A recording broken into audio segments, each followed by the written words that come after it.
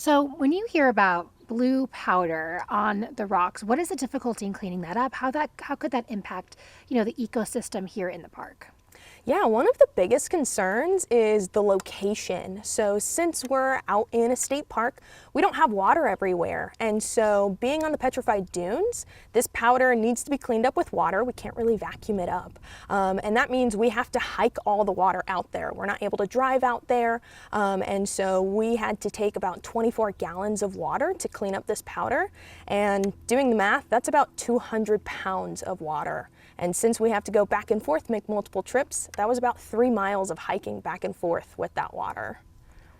Do you have any idea when this happened? This was about a week ago, so this was potentially for a photo shoot, potentially a gender reveal.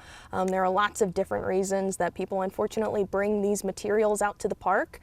So understandably, it could be a really happy situation, and I'm really happy for those people, but it's just not an appropriate place to bring something like a smoke cannon or a confetti gun.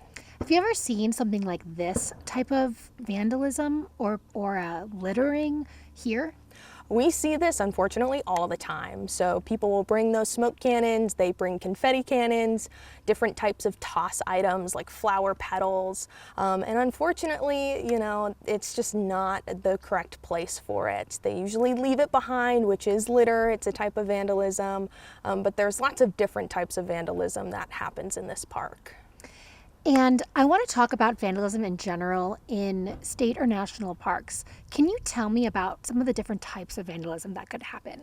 Yeah, a lot of people think of vandalism as leaving trash or maybe spray painting different buildings and things like that.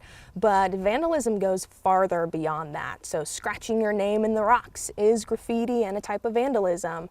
Having these cannons, leaving behind throw toss items. There are just so many things. If you're leaving a trace, then you're technically leaving vandalism behind. What about like rock towers? I see those all the time, and I have read before that those are vandalism. Tell me a little bit about that. Yeah, so rock towers or cairns, they are a big issue in the recreation world. They are useful in backcountry settings, so they're used to mark backcountry trails. But here in Snow Canyon, we're mostly front country, and so we don't use rock cairns for anything. We have carcinite signs with stickers on them so people know that they're on the trail. And so when people build these rock towers, they're really just saying, hey, I'm here. And you can have really wide areas full of these cairns. And so it is a type of vandalism. And we want to make sure that people are experiencing nature in a very natural way. And so seeing these rock towers and seeing other types of vandalism really takes away from the visitor experience.